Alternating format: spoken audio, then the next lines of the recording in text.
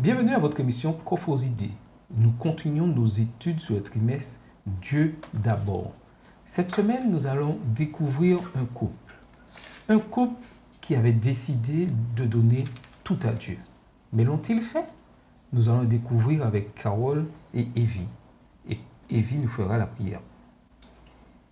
Seigneur mon Dieu, nous te remercions de ce moment que tu nous accordes pour étudier ta parole. Nous te demandons d'ouvrir nos esprits et nos cœurs afin de pouvoir accepter ton message. Bénis aussi tous les auditeurs. Nous te prions au nom de Jésus pour ta sainte gloire. Amen. Amen. Nous découvrons dans le livre des Actes le récit de l'Église primitive. Comment l'Église a pris naissance et dans quel but, comment tout se passait bien. Et nous savons tous qu'au début de l'Église primitive, la notion, je dirais, de sacrifice était quelque chose d'important. On partageait tout, on mettait tout sous la table et ensemble. Alors, qui aimerait vivre une telle époque aujourd'hui où on partage tout?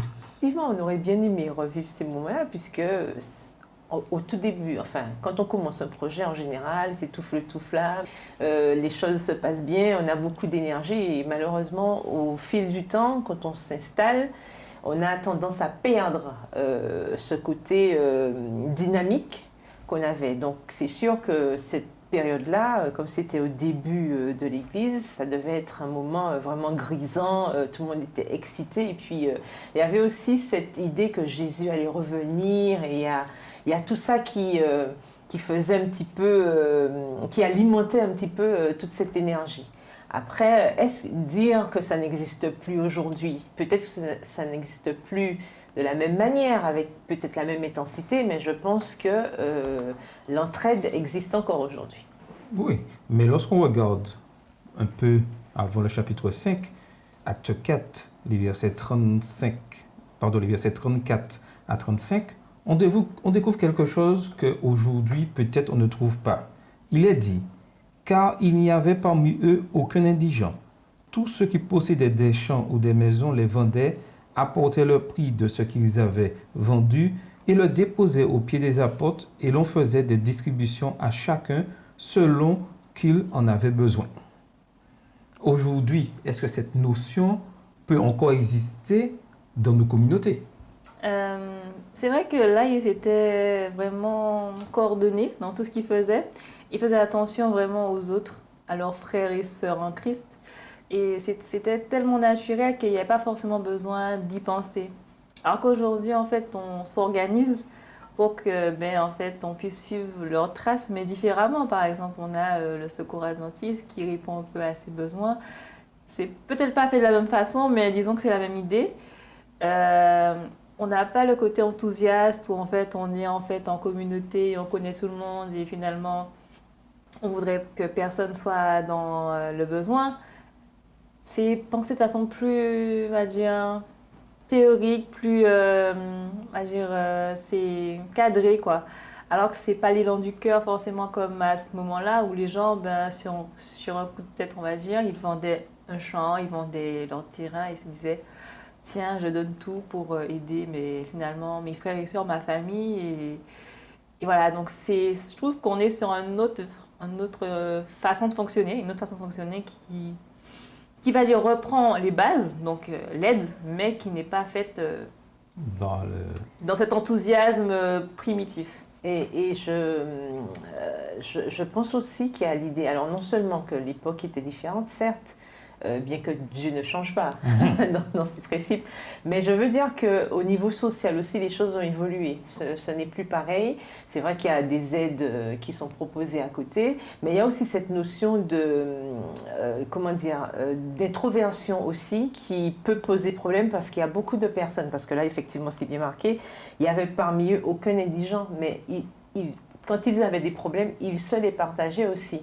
Or, aujourd'hui, on a beaucoup dans nos communautés des gens qui n'osent pas dire qu'ils sont dans le besoin pour X raisons. C'est-à-dire, on n'a pas envie que l'autre sache, on n'a pas envie que nos affaires soient sur la place publique, etc.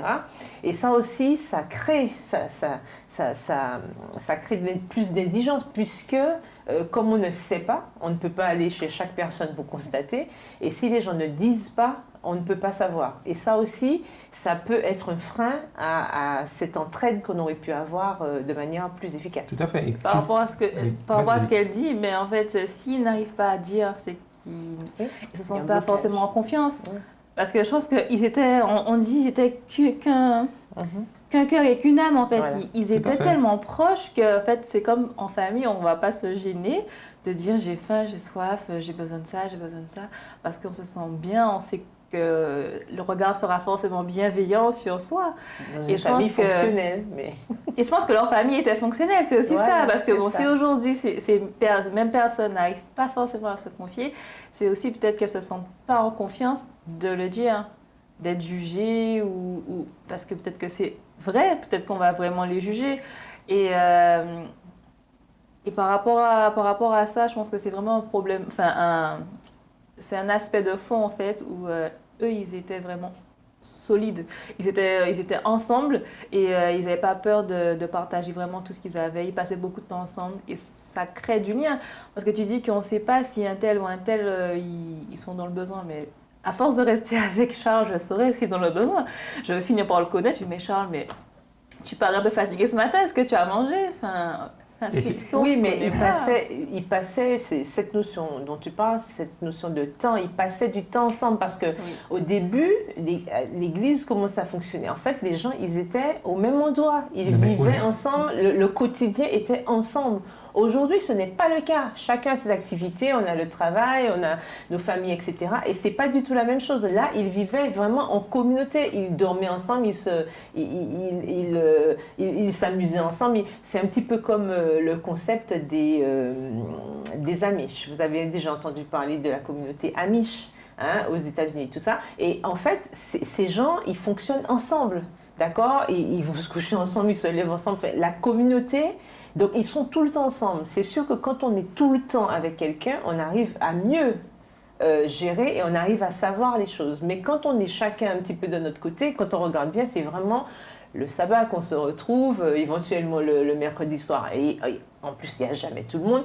Enfin, c'est ça l'idée. Et ce concept communautaire, on ne le vit pas, puisqu'on n'est pas tout le temps avec... Dans le plan que nous avons aujourd'hui de mettre Dieu à la première place, Dieu d'abord, il est important que nous puissions rechercher cette fraternité. Oui. Et ça, c'est important. Et c'est ça qui manque aujourd'hui. Et comme tu disais, on ne se voit quasiment que le sabbat de 9h pour ceux qui arrivent à l'heure, jusqu'à midi pour ceux qui ne partent pas avant l'heure. Donc, on se retrouve... En 3 heures de temps, et on se voit, et en 3 heures de temps. Mais on pourrait se dire aujourd'hui, mais avec toute l'évolution, le WhatsApp, d'autres réseaux sociaux, qu'on devrait plus se rapprocher. Mais ce n'est malheureusement pas le cas, parce que le présentiel, entre guillemets, et le fait de voir l'individu est quelque chose qui va au-delà de tout réseau où on se voit par... Le contact physique, le regard, le toucher, ce sont des choses qui se vivent en réel. C'est pas et pour arriver à ce stade-là, si nous voulons aujourd'hui arriver à ce stade-là dans nos communautés, il est important que nous puissions mettre en place des moments et que chacun décide de participer, des moments d'ouverture. Malheureusement, aujourd'hui, nos églises ne sont ouvertes que le samedi matin. Donc, il est important de réorganiser, le soir parce qu'il y a très peu de personnes, mais il est important aujourd'hui, je pense, de réorganiser les choses et de pouvoir vivre ensemble pour ne pas avoir ce problème-là. Donc, c'est une réflexion que nous devons avoir parce que mettre Dieu à la première place, nous parlons de Dieu, sous ce thème Dieu d'abord, ça passe aussi par des réformes dans notre manière de fonctionner. Et aujourd'hui, nous sommes appelés à pouvoir vivre ensemble dans nos communautés et échanger et se retrouver plus souvent, surtout que nous arrivons à une période de crise importante. Et ça, c'est important. Maintenant, quel choix allons-nous faire dans tout ce qu'on a décidé?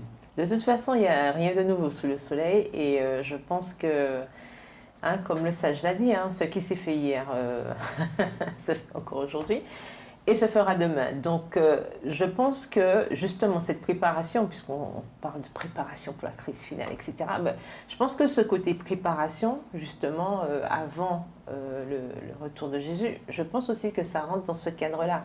C'est-à-dire qu'au moment donné, de toute façon, je pense qu'automatiquement, les choses se feront parce que Dieu l'aura décidé ainsi et les choses, naturellement, se mettront en place. Je ne suis pas trop pour l'idée de forcer les choses, puisqu'il y a certaines choses qui prennent du temps. Mais je pense aussi qu'il y a certaines attitudes qui automatiquement se mettent en place dès qu'il y a une situation de crise. Et là, c'est là qu'on verra les choses réellement. Donc, oui, vas-y. Et par rapport à ce que tu as dit, tu disais qu'on ne faut pas forcément forcer les choses, mais il faut aussi des fois créer des occasions de façon consciente.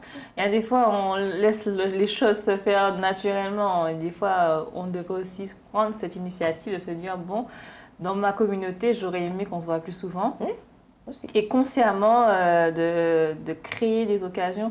Je me souviens quand on faisait beaucoup de répétitions, quand on était plus jeune, ça créait du lien parce qu'on voyait les gens souvent. Il faut répéter le soir, tout le temps. Et ça créait du lien et ça permettait de se rapprocher. Ouais. Et la cohésion aussi. Juste en fait, de créer peut-être des programmes, des choses, juste pour rapprocher les gens. Et des fois, ça fonctionne. Et les gens sont contents parce que finalement, même s'ils ne voulaient pas venir... Oui, mais ça revient à ce que je disais, ne pas ouvrir nos églises uniquement le sabbat matin. Voilà, c'est ça. Et ça, c'est quelque chose que nous devons réfléchir à réformer dans notre fonctionnement. Ouverture d'église le matin, le soir, à toute occasion, trouver des opportunités, des programmes qui... Même si au départ il y a une personne, parce que l'église primitive au départ, oui, parce qu'au départ l'église primitive, ils n'étaient pas 1000 au départ, hein. Non. C'était 12, après 24, et au fur et à mesure, parce que là, et on découvre quelque chose de magnifique dans la fin du chapitre 4, où il est dit au verset 36, Joseph surnommé par les apôtres Barnabas, ce qui signifie fils d'exhortation, lévite originaire de Chypre, vendit un champ qu'il possédait, apporta l'argent et le déposa aux pieds des apôtres. Jusque-là, tout est beau, tout est joli. Mais on découvre au verset 1, au verset 1 du chapitre 5, mais un homme nommé Ananias, avec Saphira, sa femme, vendit une propriété et retint une partie du prix, sa femme le sachant, puis il apporta le reste et le déposa aux pieds des apôtres.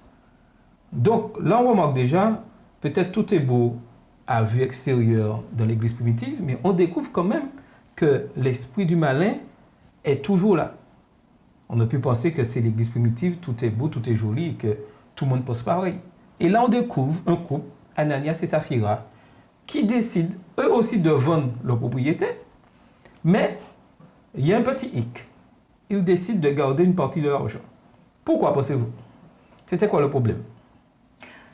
Les Saphira, ils ont vu que tout le monde donne, et ils ont vu l'élan du cœur de chacun, et ils voulaient aussi participer à cet élan.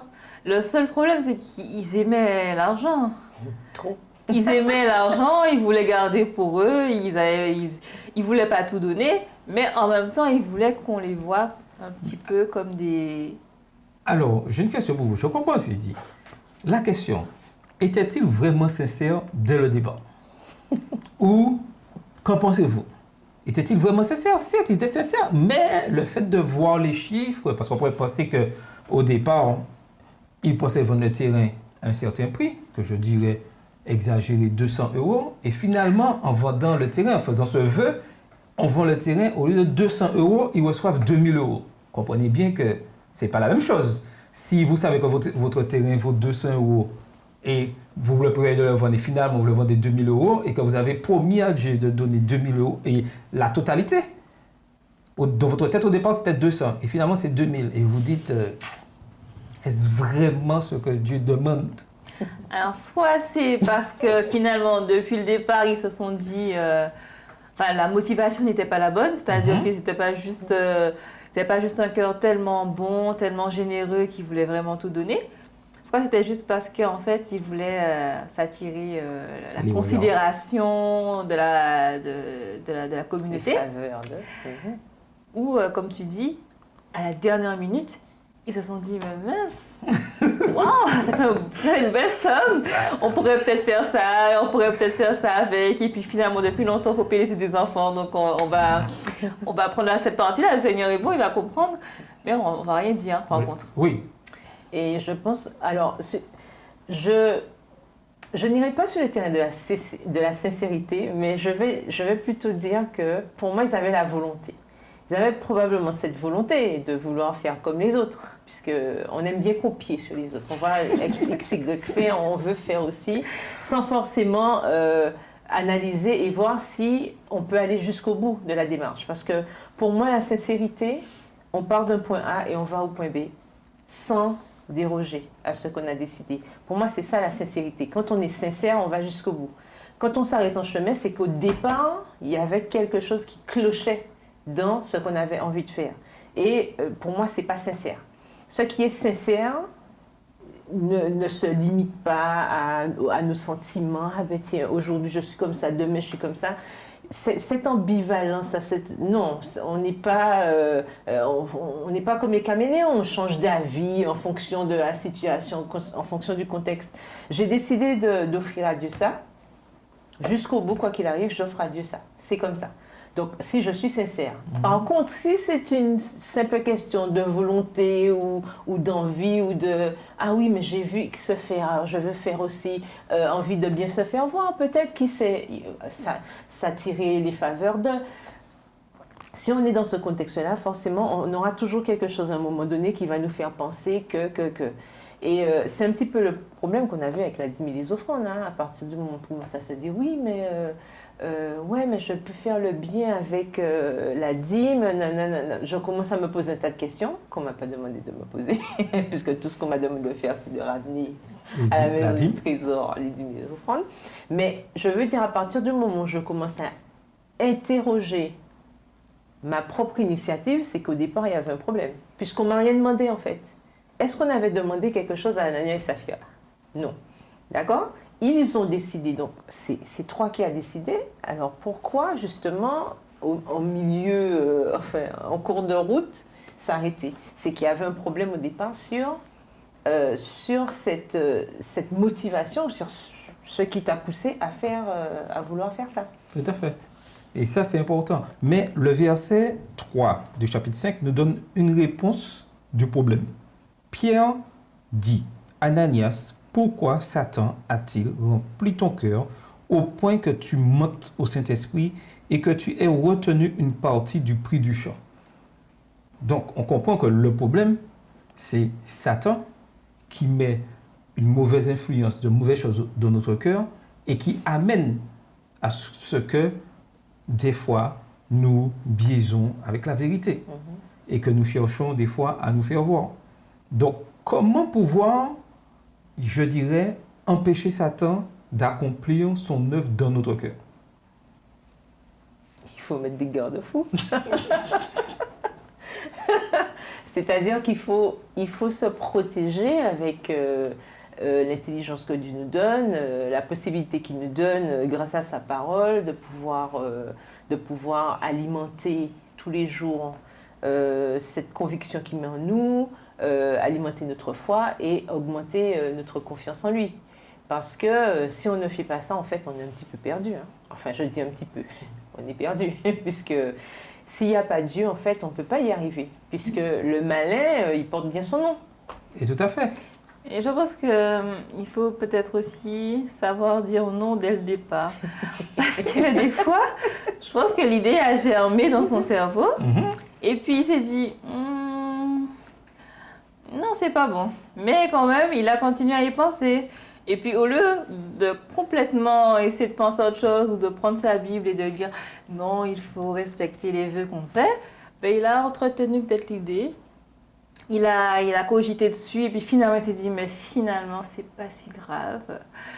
Je pense que c'est aussi s'arrêter, se dire bon stop, cette pensée-là elle est pas bonne, mais elle vient pas de Dieu. Dieu aide-moi pour cette pensée-là, parce que plus on va continuer à y penser, plus ça va être inéluctable. Je suis d'accord avec toi, mais dans le cas d'Ananias, peut-être il s'est dit ça, mais malheureusement il a trouvé complice. C'est ça, en avec plus, Saphira. Donc il a pu se dire, si Saphira parce que moi, c'est que je suis sur la bonne voie. Exactement. Déjà, lui-même, il a eu du mal.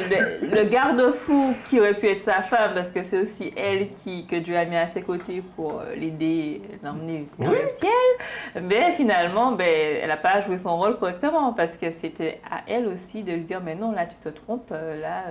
Dieu a dit ça, il a dit, mais oui, c'est vrai, tu as raison, effectivement, j'y pensais déjà, mais vraiment, on arrête, voilà.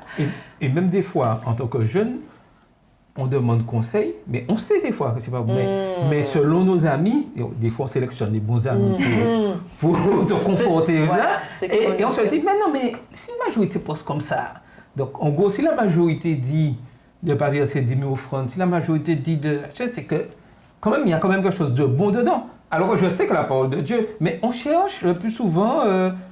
Voilà, parce qu'on aime, comme on veut justifier la bêtise, je vais dire ça comme ça, souvent on aime entendre des choses qui vont conforter ce qu'on a envie d'entendre. Parce qu'on est déjà sur une pente glissante, on est en train de glisser doucement, c'est comme la luge. On commence doucement et puis ça descend.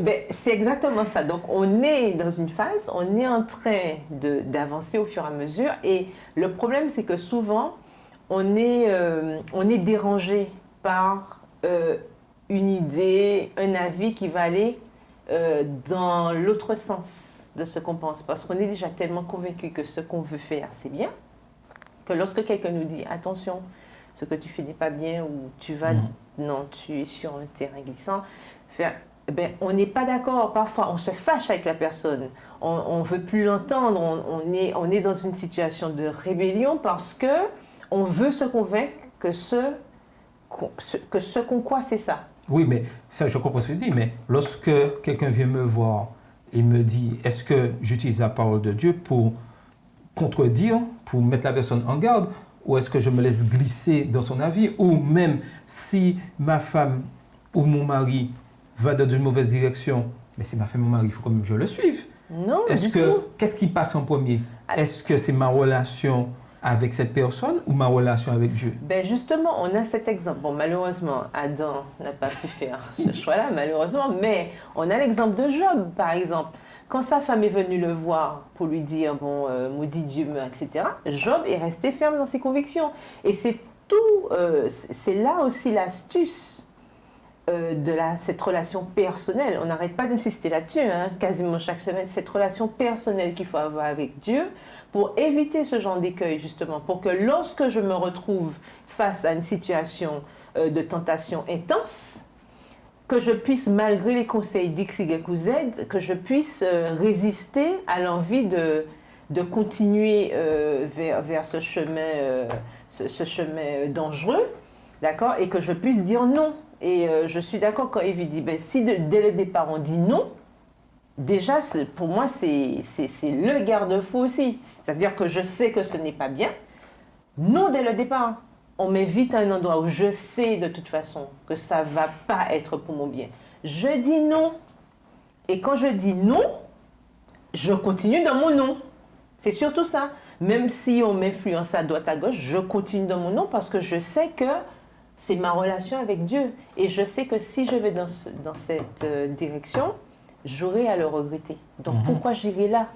Il faut savoir aller dans le sens de la résistance en fait. Et pour moi aussi, un garde-fou intéressant, c'est les amis ou les personnes qui nous entourent. Parce que imaginons que si Saphira lui avait dit non, s'il était entouré d'une femme sage, pieuse, peut-être que l'histoire n'aurait pas été la même. Quand David il a rencontré, c'était la femme du fou qui habitait sur la montagne, elle s'appelait Abigail. Ah oui, Abigail. Il voulait tuer tout le monde. Mais c'est la sagesse de cette femme qui lui a dit, mais non, ce que tu fais là, c'est pas bon.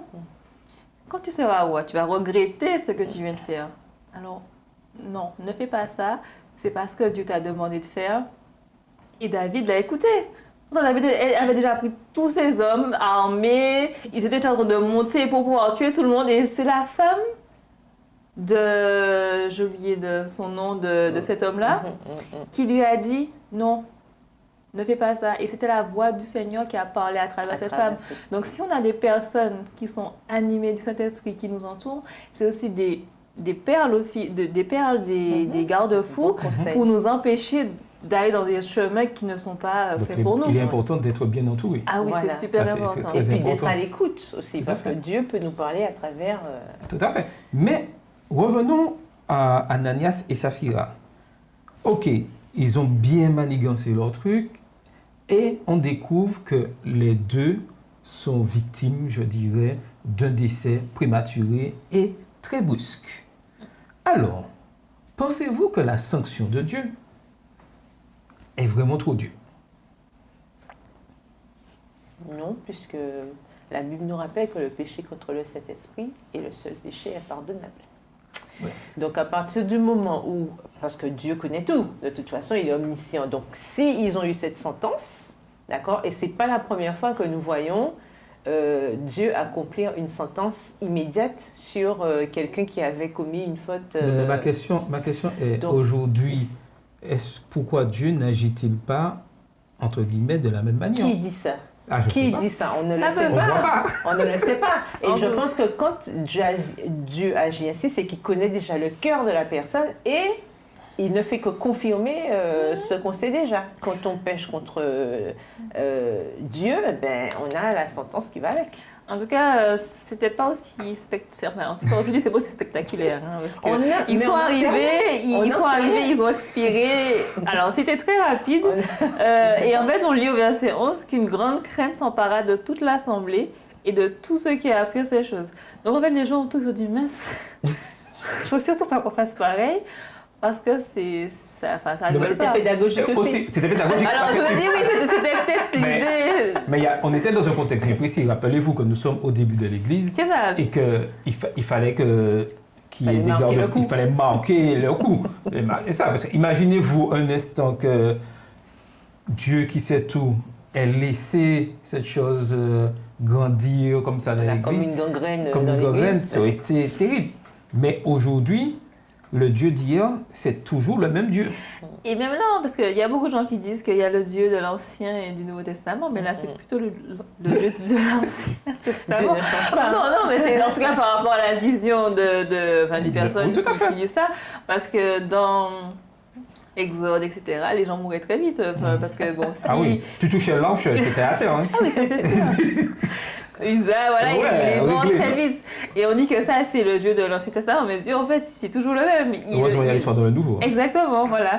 Et Dieu voulait vraiment montrer qui il était, je pense. Parce que peut-être que ces personnes-là ne connaissaient pas Dieu vraiment... parce qu'ils venaient de rencontrer Dieu, c'était la première rencontre, on ne connaissait pas encore. Et puis, du coup, on ne sait pas qu'est-ce qu'on peut faire, qu'est-ce qu'on ne peut pas faire. On peut peut-être se donner des aises alors qu'on ne devrait pas. Et c'est Dieu a voulu leur enseigner, je pense, hein, que je suis un Dieu, il faut me respecter, je suis le Dieu, je suis le Seigneur et il faut que vous le sachiez. Tout à fait. Donc, en tout cas, une chose est sûre, tu as la parole, que Dieu ne change pas. Dieu connaît le cœur et il connaît les motivations de chaque personne. Oui. Même si moi, je ne sais pas, même si les autres ne le voient pas, mais Dieu sait la motivation, qu'est-ce qui nous motive et pourquoi nous sommes là. Et on ne trompe pas Dieu. Tu peux tromper les hommes, trompe pas Dieu. Et tout ça pour montrer que, quel que soit l'endroit où nous sommes dans l'Église, la fonction que nous avons de l'Église, nous devons tout faire pour rester en relation avec Dieu. Est-ce que c'est une question personnelle, qu'est-ce qui me motive? Est-ce que je fais tout pour avoir un poste et qu'on me voit? Ou est-ce que je fais tout pour rester humble et être un serviteur de Dieu? Oui, je voulais dire aussi, mais quelque part, ça nous montre que, en fonction des situations, Dieu peut agir rapidement ou pas. D'accord? Alors, dire que Dieu n'est pas aussi radical aujourd'hui, je ne dirais pas ça parce qu'on n'en sait rien quelque part. Parce que, bon, on est quasiment 8 milliards sur la Terre, on ne sait pas vraiment comment ça se passe ailleurs. Alors, dans notre giron, c'est-à-dire dans notre quotidien, on a l'impression. On a l'impression qu'effectivement, il y a des choses qui se passent qui ne sont pas très nettes, d'accord? Pour ne pas dire les choses autrement, hein, c'est pas très clair. On voit bien qu'il y a un problème et on voit que ça continue à se perpétuer et il n'y a pas de réactivité. Mais à chaque fois qu'il y a eu des situations radicales où Dieu a pris des décisions de manière aussi forte. Oui, aussi forte et puis claire, on remarque que ce sont des situations où les gens avaient clairement été contre le Saint-Esprit, c'est-à-dire qu'ils ont vraiment attaqué Dieu directement. Et d'ailleurs, c'est ça que Paul lui dit, hein. Pourquoi Satan a-t-il rempli ton cœur au point que tu mentes au Saint-Esprit? À partir du moment où on attaque Dieu, à chaque fois, hein, des situations, on voit que le coup près, il tombe.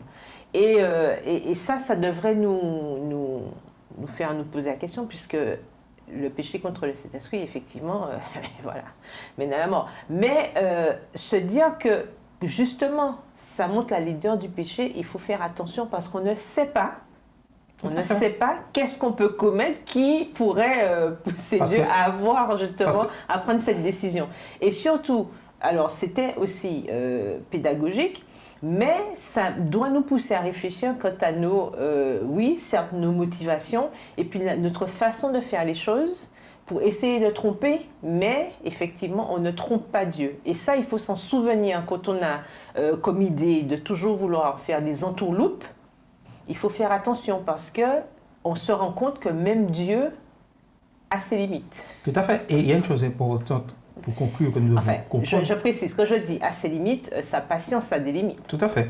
Et il est important de bien comprendre que peut-être si nous ne mourons pas tout de suite par nos erreurs, nous continuons à vivre, qu'il y a une vie éternelle ou une mort éternelle à gagner. Et elle se gagne. À éviter ou à gagner? Dans le sens que vous voulez apprendre. Et je pense qu'on a bien compris. Et nous avons un choix à faire. Et ce choix se détermine de la manière que nous vivons aujourd'hui. Qu'est-ce que je dois cultiver dans mon cœur? Est-ce que je dois cultiver la fidélité à Dieu ou l'infidélité? La fidélité conduit à la vie éternelle. L'infidélité, les Maruicity, amène à la mort éternelle. Donc nous avons un choix à faire aujourd'hui. Quel sera votre choix? C'était votre émission Coffres idées.